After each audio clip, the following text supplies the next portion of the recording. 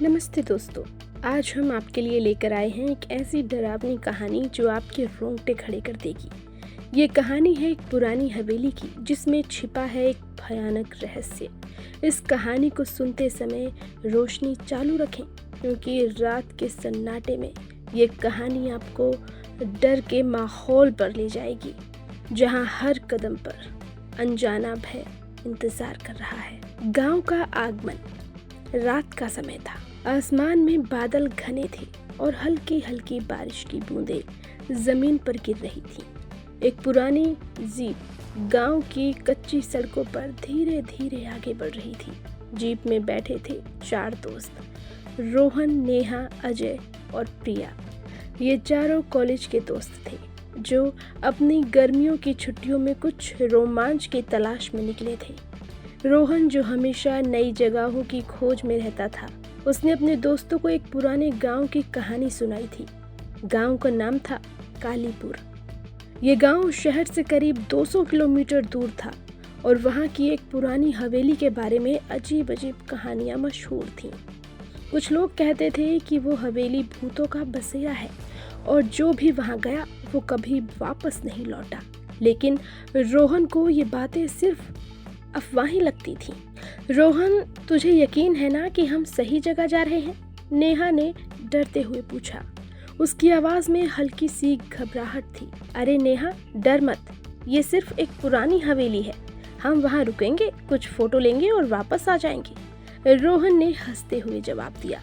अजय, जो हमेशा मजाक करने के मूड में रहता था, वो बोला, हाँ, और अगर भूत मिला तो मैं उससे सेल्फी लूंगा। प्रिया ने आंखें घुमाते हुए, अजय मजाक मत कर, मुझे पहले ही ये जगह अच्छी नहीं लग रही। जीप एक पुराने टूटे फूटे बोर्ड के पास रुकी जिस पर लिखा था कालीपुर 5 किलोमीटर दूर। बोर्ड इतना पुराना था कि उसकी स्याही धुंधली पड़ चुकी थी। आसपास घना जंगल था और हवा में एक अजीब सी सनसनाहट थी। यहाँ से पैदल ही जाना होगा, जीप आगे नहीं जा सकती, ड्राइवर ने कहा, जो गांव के बाहर तक उन्हें छोड़ने आया था। क्या पैदल? इस जंगल में रात को? नेहा ने घबराते हुए कहा। कोई बात नहीं नेहा, हम चारों साथ हैं, कुछ नहीं होगा। रोहन ने उसे ढांढस बंधाया। चारों ने अपने बैग उठाए और टॉर्च की रोशनी में जंगल की ओर बढ़ने लगे। रास्ते में पेड़ों की टहनियां हवा में हिल रही थी और कुछ दूर से कुत्तों के भौंकने की आवाज़ें आ रही थी। कुछ ही देर में जंगल के बीचों बीच एक विशाल हवेली दिखाई दी। हवेली पुरानी और भव्य थी, लेकिन उसकी दीवारें जर्जर हो चुकी थीं। लकड़ी के दरवाजों पर नक्काशी थी, लेकिन वो भी समय के साथ खराब हो चुकी थी। खिड़कियों के शीशे टूटे हुए थे और अंदर से ठंडी हवा बाहर आ रही थी। हवेली के चारों ओर घना कोहरा था जो उसे और भी रहस्यमय बना रहा था। वाह, ये तो वाकई डरावनी है, अजय ने मजाक में कहा, लेकिन उसकी आवाज में भी अब थोड़ी घबराहट थी। चलो अंदर चलें, रोहन ने कहा और उसने दरवाजे को धक्का दिया। दरवाजा चरमराते हुए खुला और अंदर से एक ठंडी हवा का झोंका आया। हवेली के अंदर का नजारा और भी डरावना था। दीवारों पर पुरानी पेंटिंग्स लटकी हुई थी जिनमें कुछ लोग अजीब अजीब मुद्राओं में दिख रहे थे। सीढ़ियां पुरानी थीं और हर कदम पर चरमराने की आवाज आ रही थी। हवेली में एक अजीब सी गंध थी, जैसे कि कई सालों से यहाँ कोई नहीं आया हो। यहाँ तो बिजली भी नहीं है, प्रिया ने कहा। अपनी टॉर्च चारों ओर घुमाई। कोई बात नहीं, हमारे पास टॉर्च और मोमबत्तियां हैं, हम रात यहीं बिताएंगे और सुबह वापस चल देंगे, रोहन ने कहा। चारों ने हवेली के मुख्य हॉल में अपने बैग रखे और रात के लिए तैयार होने लगे। नेहा ने कुछ मोमबत्तियां जलाईं और उनकी रोशनी में हवेली का माहौल और भी डरावना लगने लगा। रात गहराने लगी थी। चारों दोस्त हवेली के हॉल में बैठे हुए थे। अजय ने मजाक में एक भूत की कहानी शुरू की, लेकिन नेहा ने उसे तुरंत रोक दिया। अजय प्लीज, यहाँ मजाक मत करो, मुझे वैसे ही डर लग रहा है। तभी कहीं से एक अजीब सी आवाज आई। जैसे कोई भारी चीज जमीन पर घसीट रहा हो। ये क्या था? प्रिया ने डरते हुए पूछा। शायद हवा का शोर होगा, रोहन ने कहा, लेकिन उसकी आवाज में भी अब आत्मविश्वास कम था। आवाज फिर से आई, इस बार और जोर से। ये आवाज ऊपरी मंजिल से आ रही थी। चारों एक दूसरे की ओर देखने लगते हैं। मुझे लगता है हमें देखना चाहिए, रोहन ने कहा। पागल हो गए हो क्या? रात को ऊपर जाना? मैं नहीं जा रही, नेहा ने साफ मना कर दिया। अरे कुछ नहीं होगा, शायद कोई जानवर होगा। चलो मैं और अजय देख कर आते हैं, रोहन ने कहा। रोहन और अजय ने टॉर्च उठाई और सीढ़ियों की ओर आगे बढ़े। सीढ़ियां चरमराते हुए उन्हें ऊपरी मंजिल तक ले गईं। वहां एक लंबा गलियारा था जिसके दोनों ओर कई कमरे थे। हर कमरे का दरवाजा बंद था और गलियारे में एक अजीब सी ठंडक थी। यहाँ तो कुछ भी नहीं है, अजय ने कहा, लेकिन उसकी आवाज में डर साफ झलक रहा था। तभी गलियारे के आखिरी कमरे से एक और आवाज आई। इस बार ये आवाज किसी के रोने जैसी थी। रोहन और अजय रुक गए। ये क्या था? अजय ने फुसफुसाते हुए पूछा। पता नहीं, लेकिन हमें देखना होगा, रोहन ने कहा और धीरे धीरे उस कमरे की ओर बढ़ा। रोहन ने कमरे का दरवाजा धीरे से खोला। अंदर अंधेरा था और टॉर्च की रोशनी में सिर्फ पुराने फर्नीचर और धूल दिखाई दे रही थी। कमरे के कोने में एक पुराना दर्पण था जिसका शीशा धुंधला पड़ चुका था। यहाँ तो कुछ भी नहीं है, अजय ने राहत की सांस लेते हुए कहा। लेकिन तभी दर्पण में कुछ हलचल हुई।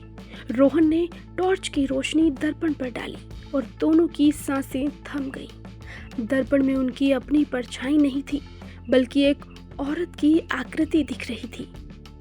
वो औरत सफेद साड़ी में थी, उसके बाल बिखरे हुए थे और उसकी आंखें खाली थीं। ये क्या है?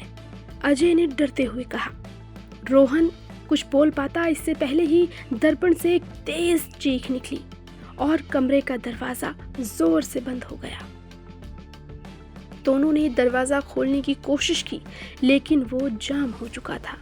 नीचे हॉल में बैठी नेहा और प्रिया ने चीख सुनी और घबरा गईं। ये क्या था? रोहन, अजय, नेहा चिल्लाई। हमें ऊपर जाना होगा, प्रिया ने कहा और दोनों सीढ़ियों की ओर दौड़ी। ऊपरी मंजिल पर पहुंचते ही नेहा और प्रिया ने देखा कि गलियारा खाली था। रोहन और अजय का कोई पता नहीं था। तभी उसी कमरे से फिर से रोने की आवाज आई। रोहन, अजय, तुम कहाँ हो? नेहा ने चिल्लाते हुए पूछा। कमरे का दरवाजा अपने आप खुल गया। दोनों ने एक दूसरे को देखा और डरते डरते अंदर चली गईं। कमरे में अब कोई दर्पण नहीं था। उसकी जगह एक पुराना चित्र था जिसमें वही औरत थी जो रोहन और अजय ने दर्पण में देखी थी। ये क्या हो रहा है? प्रिया ने कांपते हुए कहा। तभी कमरे की दीवारों पर साए नाचने लगे। ये साए किसी इंसान के नहीं थे। वो अजीब और डरावने थे, जैसे कोई आत्माएं दीवार पर रेंग रही हों। नेहा और प्रिया चीखते हुए बाहर भागी, लेकिन गलियारे में अब कोहरा और गहरा हो चुका था। रोहन, अजय, नेहा बार बार चिल्ला रही थी, लेकिन कोई जवाब नहीं आया। चारों दोस्त अब अलग अलग हो चुके थे। नेहा और प्रिया हवेली के निचले हिस्से में एक पुरानी लाइब्रेरी में पहुंच गई थी। वहां एक पुरानी डायरी मिली जो किसी मालती नाम की औरत की थी। डायरी में लिखा था कि मालती इस हवेली की मालकिन थी और उसका पति एक क्रूर जमींदार था। उसने मालती को सालों तक प्रताड़ित किया और एक रात उसकी हत्या कर दी। मालती की आत्मा तब से इस हवेली में भटक रही है और वो हर उस व्यक्ति से बदला लेती थी जो हवेली में कदम रखता था। तो क्या वो औरत मालती है? नेहा ने डरते हुए कहा। हमें यहाँ से निकलना होगा, प्रिया ने कहा। लेकिन तभी लाइब्रेरी का दरवाजा बंद हो गया। कमरे में ठंडक बढ़ने लगी और किताबें अपने आप अलमारियों से नीचे गिरने लगी।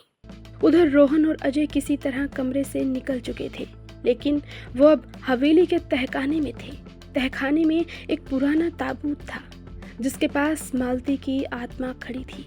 उसने रोहन और अजय को घेर लिया।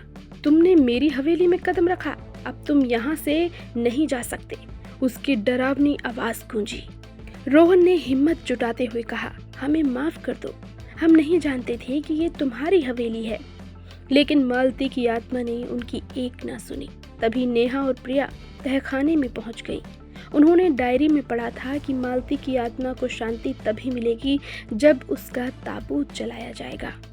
हमें वो ताबूत जलाना होगा, नेहा ने चिल्लाते हुए कहा। चारों ने मिलकर तहखाने में रखा तेल का कनस्तर ढूंढा और ताबूत पर डाल दिया। जैसे ही उन्होंने आग लगाई, मालती की आत्मा चीखने लगी और पूरी हवेली हिलने लगी और दीवारें ढहने लगी। चारों दोस्त किसी तरह हवेली से बाहर निकले। पीछे मुड़कर देखा तो हवेली आग की लपटों में घिरी थी। मालती की चीखें अब धीमी पड़ चुकी थी। सूरज निकल रहा था और कोहरा छट रहा था। हम बच गए, प्रिया ने राहत की सांस लेते हुए कहा। लेकिन ये अनुभव मैं जिंदगी भर नहीं भूलूंगा, रोहन ने कहा। चारों ने उस गांव को हमेशा के लिए छोड़ दिया और कसम खाई कि वो कभी किसी भूतिया जगह पर नहीं जाएंगे। दोस्तों, ये थी कालीपुर की भूतिया हवेली की कहानी। क्या आपको लगता है कि मालती की आत्मा को सचमुच शांति मिल गई, या फिर वो अभी भी कहीं भटक रही है? अपनी राय कमेंट में ज़रूर बताएं। अगर आपको ये कहानी पसंद आई तो इसे लाइक करें, शेयर करें और हमारे चैनल को सब्सक्राइब करें। अगली बार फिर मिलेंगे एक और डरावनी कहानी के साथ। तब तक सावधान रहें और रात को अकेले बाहर ना जाएं।